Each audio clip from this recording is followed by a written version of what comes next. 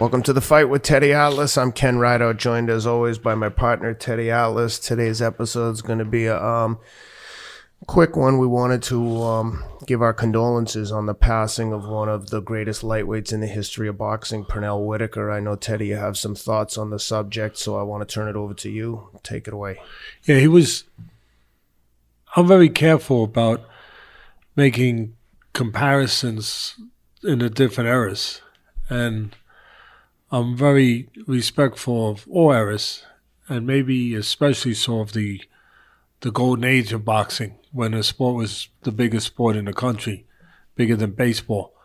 And there were clubs all over the country. You could go into any city and there could be 2, 3, 4 major cities anyway, 4, 5, 6 clubs, boxing clubs, where you could get action, where there could be fights where fighters could hone their skills. And that's why you had so many fighters and so many good fighters. And you had real trainers too.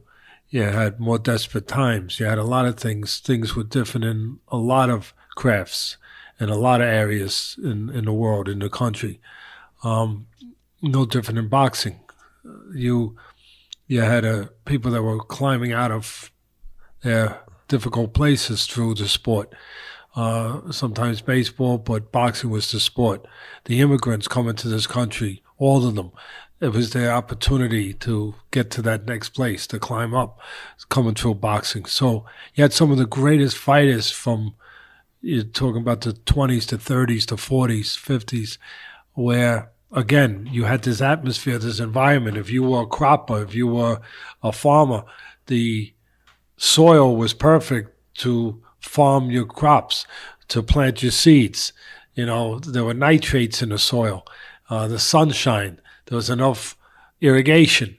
It was perfect. You could make more fighters because there were more clubs, more places to develop fighters. You had fighters like Henry Armstrong, who had 300 fights, and Benny Leonard, who had, I remember, maybe 160 fights, whatever. You had Barney Ross, you had Lou Ambers, Tony Canzoneri, Ike Williams. You had a generation, again, of great fighters that learned from fighting, learned from training, having the availability. Again, if you're going to be a great surgeon, you have to have an opportunity to do a lot of surgeries. You can't be doing one surgery a year and be a great surgeon. If you're going to be a great fighter, you can be greater in some ways. I think most people would say it's fair to assess that if you could fight 20, 30 times, nowadays you fight 3, 4 times, it's like you're busy once you get to that level. Yeah. Guys like Henry Armstrong were fighting 30 times a year and significant fights. So there's a reason why I thought that time and era gave us some of the greatest fighters. So I'm very careful when I go and say that a fighter of the newer generation, of the more modern generation, of the contemporary, would be able to match in there. Pernell Whitaker matched in there. He matched in there with any generation, any era, any. He was great. He was great. He did all the things to Sweet Science. He could have been the author of the Sweet Science in some ways. When they coined that phrase, that moniker, it's supposed to be about being clever. He was clever. The old timers would say he's standing right in front of you, couldn't hit him in the backside with a handful of buckshot. And that was the greatest compliment you could give a fighter back in those days, because taking nothing away from Ali and people that used their legs, and pioneers like Ali that changed things. Jim Corbett back in the day when he started moving around, when heavyweights used to stand in front of you and change things. But there was something special about a guy, Maxie Rosenblum, Slapsy Maxie, light heavyweight champ back in the years that I'm talking, way back in the golden era. There was something special about a guy who could stay right in front of you, hop, bop, hop, bop, and be calm enough to see everything coming, have radar, and you couldn't touch him. That was Pernell Whitaker. He was special. And there was a special boyish, almost boyish innocence to him all through his life that I knew when I knew him. That was, listen, nobody's perfect. No one's a saint. He had problems. He had demons. We all do.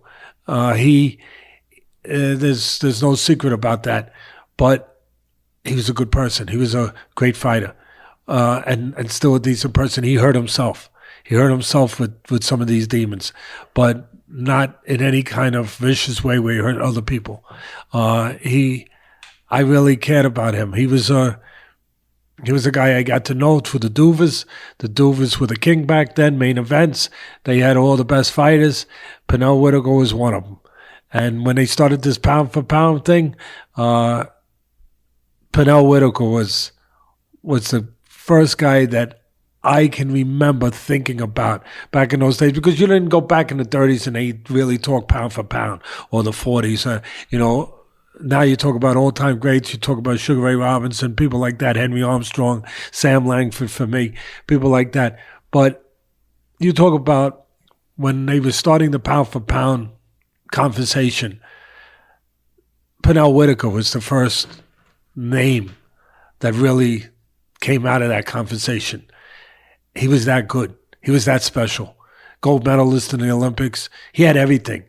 And he enjoyed doing what he did. He had fun in there. He brought his own music. He was like that great jazz, artist, Louis Armstrong, or any of the great ones that could create the beat as he did it. His own beat, his own music. It was him. It was Pernell. He was special, and he was sweet. He was sweet to watch. His talent, Sweet Pea, that was his name, but his talent was sweet, but his personality was sweet too. He was,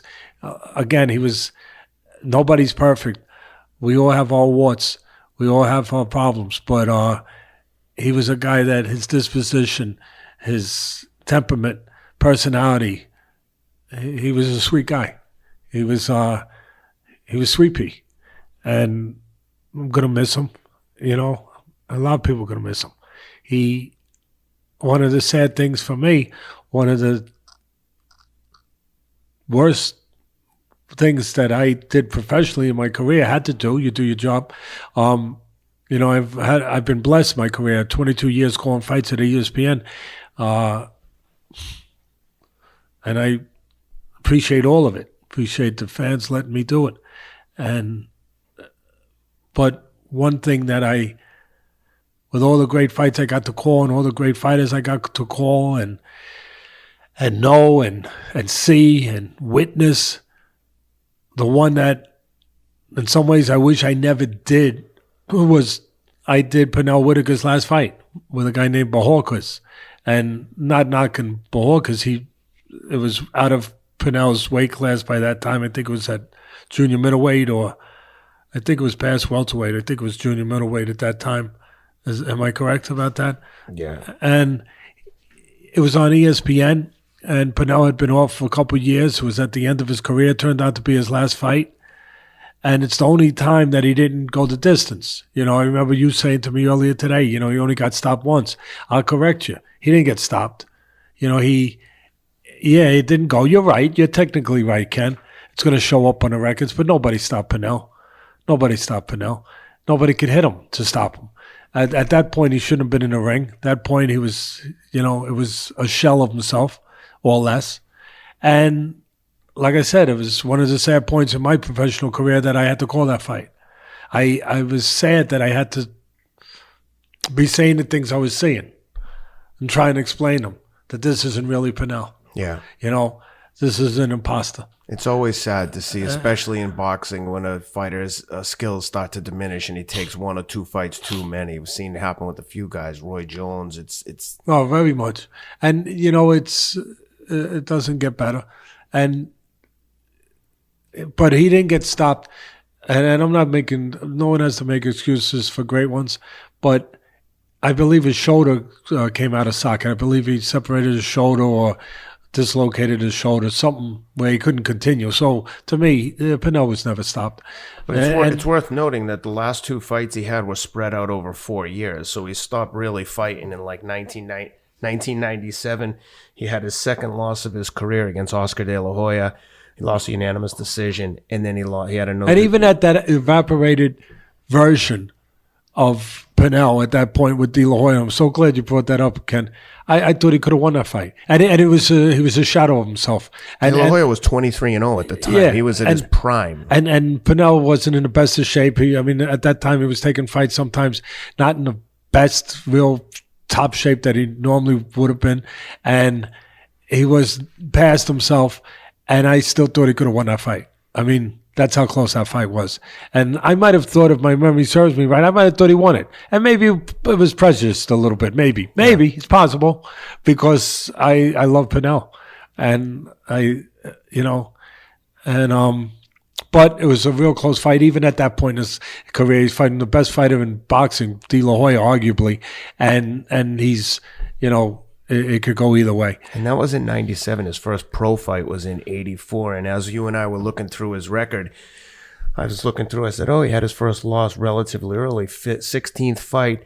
Oh, he lost to a guy, Jose Luis Ramirez. And you said, yeah, what's Jose Luis's record? And then I look across, 100 wins and 6 losses, and it was for a WBC lightweight He got title. robbed. He got robbed in that fight. He boxed rings around Split decision. Boxed circles around him. Did what you're supposed to do with a guy like Ramirez. Good puncher, strong, but lead-footed. But always coming in plotting, but real strong, good puncher, granite chin. Historic, classic. Really legendary Mexican fighter, I would say, almost to that level. And he outboxed him. He used the ring, as Pernell could do. He could stand right in front of you, or he could use the ring. He had wheels to go when he needed to, and he had the head movement, which was his forte. And he used his legs in that fight against Ramirez. He got robbed. He fought him again. He year and won. a half later, he came back and beat him unanimous decision convincingly. Yeah, so he's only got 4 losses, I believe. 40 wins, 4 losses, 1 draw. And you could defend those losses. You could say that a few of them he got robbed. The draw against Chavez, he got robbed. The great Chavez, one of the great fighters of all time. Pernell Whitaker belongs on a list of great lightweights of all time. And again, I'm always careful when I compare guys to that era that I just talked about, where you could have 300 fights and 200 fights and 150 fights, professional fights, not amateur fights. And Pernell Whitaker, I have no problem putting him in there with the greatest of all time. And he was just, it's sad to know he's gone. And today is July 16th, so it's only been 48 hours. He passed away on the evening of the 14th. I remember one time he moved up. I'm sorry, Ken. He moved up to junior middleweight late in his career, and he beat Julio Cesar Vasquez, who was a strong guy, strong, good puncher, way out of his weight class, super middleweight. Pernell was a lightweight, and he moved up and he fought him and he beat him. And Vasquez was, I believe, 53 and 1 at the time. And interesting. Another side note: 2 or 3 fights before that fight against Vasquez, he fought the great Julio Cesar Chavez. Lost a majority decision. Got a draw against Julio Cesar Chavez, and Chavez's record at the time was 87-0. Pretty good. I'd say pretty good. And he did that in San Antonio.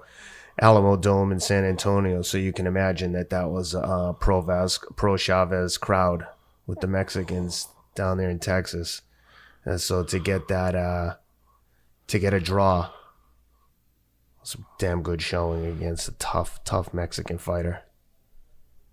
Gonna be missed. Yeah. Well, thanks for that, Teddy. Appreciate you, and sad day for boxing. Anyway, thanks for being with us.